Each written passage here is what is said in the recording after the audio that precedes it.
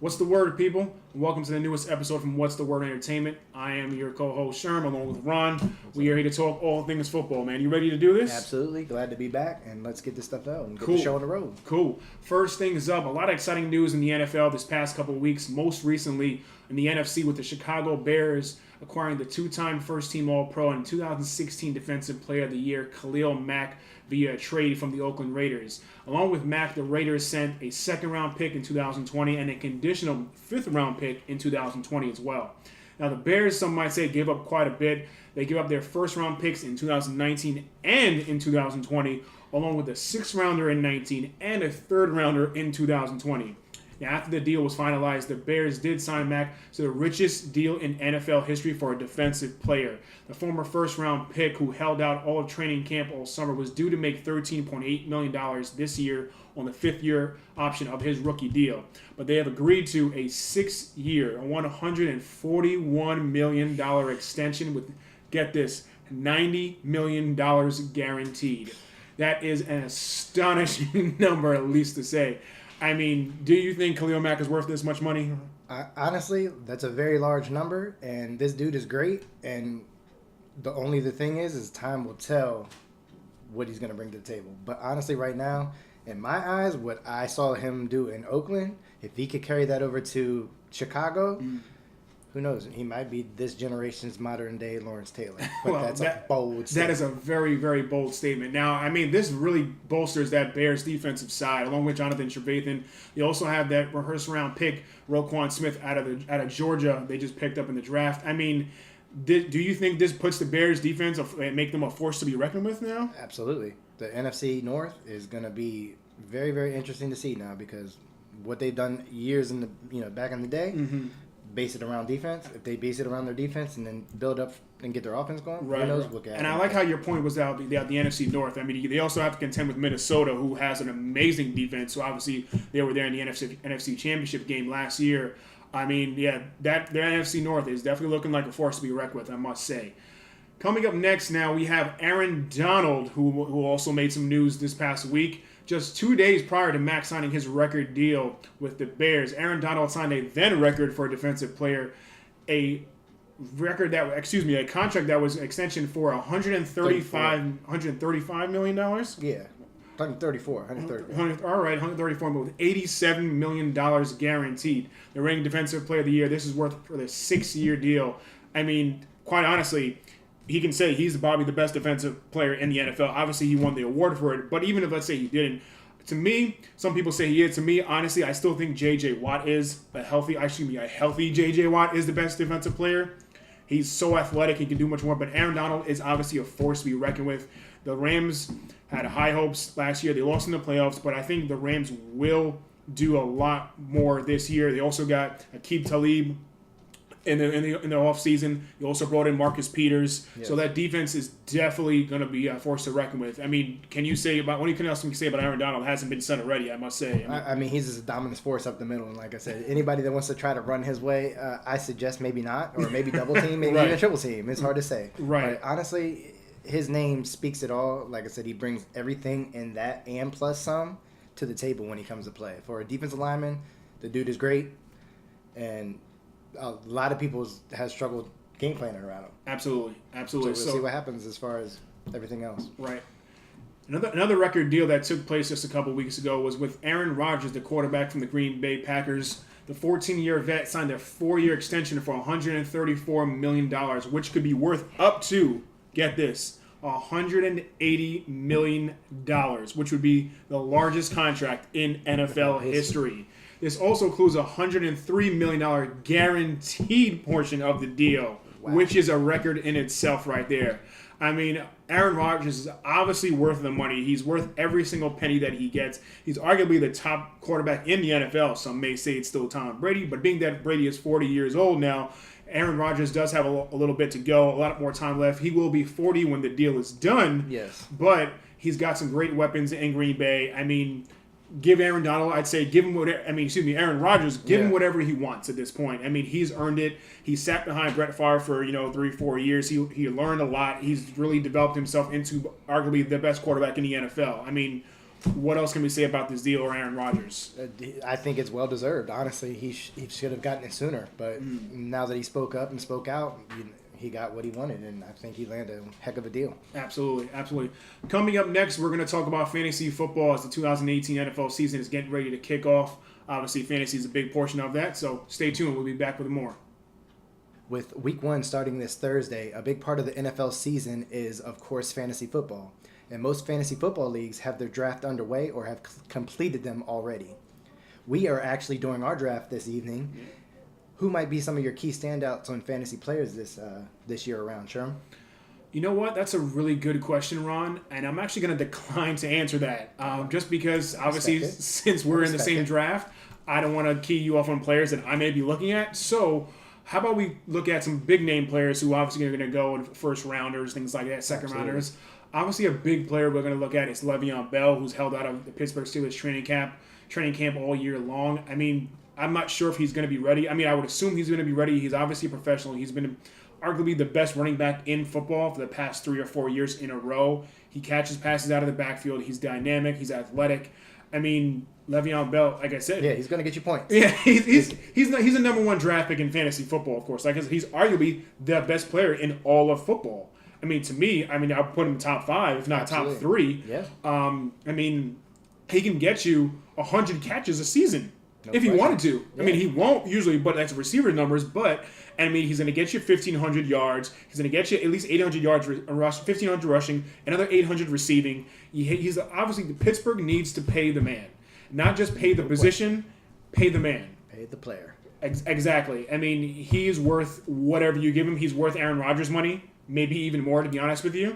So I'm not sure why they would want to pay this guy. We'll just see what the offensive coordinator is going to use him as and how he's going to get him involved in the offense. So hopefully he can be on the upside. Right. And then obviously another big name we're going to look at, and obviously in fantasy, of course, is Tom Brady, who gets a bajillion points a week in fantasy. They label him as the GOAT, so we'll see. Like I said, he'll definitely get you your points too. Yeah, I may not say he's the GOAT just yet, but he's obviously a fantasy wizard to come by. I mean, obviously, Wizard's a good name. we all know New England likes to throw the ball a lot. You know, Brady will pass or, will throw at least 35, 40 passes a game, dividing the ball up between his receivers and tight end, of course, with Gronkowski. I mean, Brady, even though he is 40 years old now, he's still a phenomenal player. He can still play. I'd say he's got at least another 2 years ahead of him. Absolutely. So I'd put Brady maybe a 3rd or 4th round pick, depending upon when you want to get your quarterback. That's just me. And or how desperately you want him. Some people are just a fan favorite, and when they go into their draft, they automatically think Tom Brady, and they're going to get him as soon as possible. Right. You know, but like I said, everyone drafts differently, of course, too. Do you have any other players you think? Actually, next up, I want to talk about Odell Beckham. You know, he just recently signed a big contract as well. You know, and I think he deserved every bit of it. And, you know, I think he's very elusive and electric. You know, he could go down the field and get you some points, too. So hopefully he stays healthy and plays every game and gets everything done. You know, that'll help a lot of people. Now that you mentioned Odell Beckham, I was going to mention Julio Jones, but before I kind of get into Julio, who is trying to and working on a new deal with the Atlanta Falcons, who do you think, in your eyes, is the better wide receiver, Julio Jones or Odell Beckham Jr.? I honestly think it will be Julio Jones simply because it's the position, and that's when you go paying the player to paying the position. We know what Julio can do. He can win games for you, hands down. But he is a true wide receiver. He's big, he's burly, he's fast, he can catch the ball, and everything else that comes along with it. Right. So I think Julio got the nod in that section, but Odell Beckham still got that contract because he's exciting to watch. You know, people go to Giants games to watch him, and like I said, he just brings a different aspect because, like I said, he's that slot receiver. You can move him around or whatever. But just to me, if you're talking about a straight wide receiver, I still give the nod to Julio Jones. And you know what? I'm actually going to agree with you on that. Julio is not only fast, he's big, he's physical, he can go downfield, he can get jump balls. He could arguably get you 12, 13 catches. Yeah, let me stop you right there, not to interrupt, but if you have them in the same situation of the same game when the game is on the line and it's the last play of the game, I personally is going to throw to Julio before I'll throw to Odell. Odell will make the more athletic, more exciting catch, but Julio Jones will make the big plays for you when it comes, like you said, down to the wire. He's the guy who will get you 13 to 15 catches a game, 190 yards through, receiving. Odell Beckham could do that. Yes. But he's not going to do that on a consistent basis, I Right. feel. It's funny because whenever you see Odell Beckham warm up, he's catching the ball with one-handed, falling backwards and things like that. Julio Jones is just a pure wide receiver, Exactly. typically NFL guy. Odell Beckham is just an extremely athletic guy who I think happens to play wide receiver. Now, don't get me wrong, he runs routes, he makes great catches, but Julio Jones, I think, is the prototype. If you were to build a wide receiver, That's what you would. that's what you would build. I mean, other than that, maybe you would say Calvin Johnson, who's no longer in the NFL. Correct. But I mean, I think those two players are so similar. I think I would compare those two. Like, that's what you're going to look at when you're looking at wide receivers. No doubt. Right? Absolutely. So coming up next, we're going to talk about the Week 1 matchups in the NFL. Obviously, this Thursday, and the matchups are going to get it kicked off. So we'll be right back with more. All right. With the NFL season kicking off this Thursday, let's look at the first week matchups. Obviously, the first game of the year has got the defending Super Bowl champion Philadelphia Eagles hosting the Atlanta Falcons on Thursday Night Football. And it's been just announced that Nick Foles will be starting at quarterback for the Philadelphia Eagles. Obviously, Carson Wentz is coming off of the ACL tear he did late in the season last year. For this matchup, I'm gonna go with the Eagles, even though Nick Foles is starting. Obviously, I think Matt Ryan is going to have a good game. Eagles, they have a strong defense, but I still think Ryan's going to put up some numbers. I'm picking the Eagles. What do you got? I'm actually going to go with the Eagles as well. I think everything from what they did in the Super Bowl, I don't think that their defense is really going to skip a beat. Mm-hmm. Obviously Ryan is going to get his numbers, but I think Eagles is going to do just enough to win the game. Like I said, it's going to be, I wouldn't say it's a high-scoring game, but I think it's going to be a close game. Right. Should be a good game. Next up, we have the Pittsburgh Steelers at the Cleveland Browns. Obviously, the Cleveland Browns are coming off of one of the worst season in NFL history, tying the Lions record for the 0-16. You can't get much worse than that, so obviously you can only get better. The only way you could go is up from that point on. Right. So, but honestly, people are going to look at Cleveland and say, oh, they're a joke, but you know what? I can honestly see them getting at least 5 wins this year. And, even though it may not be great to some teams, but coming from 0-16, that's saying a lot. They've got a lot of great players. They've got the number 1 pick in Baker Mayfield. Obviously, their backup quarterback to Tyrod Taylor, who they picked up from Buffalo this offseason. They've picked up Carlos Hyde from San Francisco at running back. You've got Jarvis Landry, who came over from Miami at wide receiver. He's now being paired with Josh Gordon, who has been, obviously trying to better himself, of course. But will he be in shape? That's a big question. And on the defensive side, they drafted Denzel Ward at number 4 out of Ohio State. You've got Jabril Peppers back there, obviously Myles Garrett. Don't sleep on Cleveland. Please. I mean, I agree with that too. Do not sleep on Cleveland. People may say, oh my God, you're crazy. Cleveland's a joke. They were 0-16. But they've got some players. They really do. And it's funny, I really thought they had a chance to sign Dez Bryant. He went over them, worked out with them, didn't come away with a deal. But if they get Dez Bryant later in the year, whether it's week 2 or 3 or whatever, Dez Bryant, Jarvis Landry, and Josh Gordon, that's going to be a force to be reckoned with. That's going to be a core that you got to pay attention to, regardless of who it is. Because now you got Baker Mayfield throwing a rock, you got Tyrod Taylor. Who knows? Right. They're on the upside. And you know what? As you say, Baker Mayfield on the rock, I think they should sit Mayfield the entire season. If Tyrod is healthy, of course, let him play. But if he's not healthy, then you bring Baker in. Let him sit the whole year and let him learn.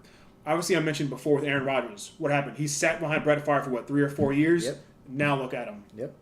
Obviously now Baker Mayfield, is not sitting behind a Brett Favre caliber player in Tyrod Taylor, but the fact that you can learn for that amount of time, absorb the NFL, what it really takes to be an NFL quarterback, let him sit out the entire year. That's been the Browns' problems all these years. Yes. Drafting quarterbacks and putting them in right away. Yep. Tim Couch. From the top to bottom, it's a long list of Brady many Brady years. Quinn, Johnny Manziel. Obviously, we can go on forever. Forever. But let's go back to the pick and let's say, who do you have? Even though you had all the upside on Cleveland, who are you taking? I'll still, of course, go with the Pittsburgh Steelers in this one. I'm honestly going to go with the Pittsburgh Steelers, too, as well. I don't really need to touch base on that. It's a big rivalry. That's where a lot of things came from as far as in that division. This is going to be a pounded-out physical game, but I still think Pittsburgh's going to get the nod. Right. Next, we got the Cincinnati Bengals at the Indianapolis Colts. Andrew Luck's first game action since 2016. He's going to be a little rusty, so you know what? I'm going to go Cincinnati in this one, just because of Andrew. They're not showing Andrew Luck just yet. Honestly, I'm a big Andrew Luck fan. However, I'm still on the fence about this game. But I think honestly, the safe pick is going to be the Cincinnati, simply because Luck is going to be a little rusty. And Indianapolis didn't really have a super tough defense, and like I said, I think Cincinnati's offense is capable of putting up points. It's just a matter of what defense is in front of. The Colts. Yeah. Oh, So, to me, I mean, yeah. in front of Cincinnati. So, like I said, they'll get it done, but I think it's a 50-50 game. But I think I'm going to pick Cincinnati on that one. Right. Next, we have the Tennessee Titans at the Miami Dolphins. Now, Tennessee is led by their quarterback Marcus Mariota, who has their feature running back as Derrick Henry from Alabama. You know what? I'm gonna say Tennessee in this one. Obviously, Miami. He's got Ryan Tannehill back, who was out last year with the ACL tear. Yeah. Jay Cutler was leading the way. He's no longer with the Dolphins. So Miami has a few things that they need to work out as a team, as a whole. But once they get back on track, they're going to be able to contend, in the New England division and everything. So in the AFC East, yeah, right. exactly. So I think honestly, Tennessee's going to get the nod in this one. Yeah, I'll agree with you on that one. Yep. Next, we have San Francisco at Minnesota. I'm going to say Minnesota all the way just because of that defense. Now, obviously, they've got their quarterback now with Kirk Cousins coming over from the Washington Redskins, signing an $80 million fully guaranteed deal for 3 years. That obviously puts him up there with a great contract. So, a lot of folks have been, really trying to figure out Kirk Cousins these past few years. When he was in Washington, he's got the great consistency. He can move the ball, but he hasn't even won a playoff game, and he's getting all this money. Yeah. But now that he's got some legitimate weapons in Minnesota, Adam Thielen, Stephon Diggs, I think he's going to be a great year. And Dalvin Cook is coming back after him tearing his ACL last year as well, too. Yeah, sure. The key to success for this game, I think, is who doesn't turn the ball over is who's going to win the game. Right, and you've got 49ers with Jimmy Garoppolo starting the season out as their starting quarterback, of course, coming over late last year from New England. So I'm going to go to Minnesota. You as well? Yeah, absolutely. All right, great. Now we've got the Houston Texans at the New England Patriots. Of course, the losers of the last year's Super Bowl, the Patriots. Yep. Tom Brady coming back for another season as he turns 40 years old. Houston, they've got Deshaun Watson coming back from another torn ACL. I feel like we're talking about ACL tears all the time here now. But his was a non-contact injury that occurred in practice, so we'll see how he bounces back from that. Right, and I think the Texans are gonna do some things. Deshaun Watson was having an MVP caliber season before he got injured. I think they're gonna have some some players make a statement this year. I think they're going to show some upside week one. Mm-hmm. However, I still think New England's going to get the nod. And you know what? You don't bet against Tom Brady. It's hard to bet against Tom Brady, but I'm going to go Houston in this one. I'm going to go on record saying Houston in this one. So I just have a feeling, even though it's in New England, I'm going to go Houston. Mm-hmm. So we've got Tampa Bay now against New Orleans. Obviously, Drew Brees is back for yet another year, which could be, his last year. I think he's winding down the clock, but, they've got a great running back in Alvin Kamara, who is filling in for the suspended Mark Ingram, who's suspended for the first 4 games due to PEDs. They've got the reigning rookie of the year on the defensive side as well. I'm going to go New Orleans just because also Tampa Bay, they're without Jameis Winston for their first couple games as well, too. So I'm going with New Orleans as well. All right, great. Now we got the Jacksonville Jaguars at the New York Giants. I'm going Jacksonville all the way here. That defense is arguably the best defense in football. I'm going to surprise a lot of people. I think New York is going to find a way to squeak past these guys week one and make it happen because there's a little name that they drafted at number 2, Saquon Barkley. Say what? What? Saquon Barkley. Yeah, there we go. So, we'll see what happens, but I'm going with New York. I like it. I do think Saquon is going to have a great year for New York. He's going to fit well with that offense, but Jacksonville, that defense is legit with Calais Campbell, Jalen Ramsey in there. It's going to be a force to be reckoned with, of course. And Blake Bortles is poised to have a better year this year. They said that he's been doing amazing in training camp, so we'll see what happens there. Up next, we've got Buffalo at Baltimore. Buffalo has just named their starting quarterback to be Nathan Peterman, and it's ahead of the rookie Josh Allen. Baltimore, I'm going to say is going to get the nod. Obviously, you've got a stronger team on the defensive side as well. Joe Flacco, the Super Bowl winning veteran quarterback. He's got some new weapons on Michael Crabtree.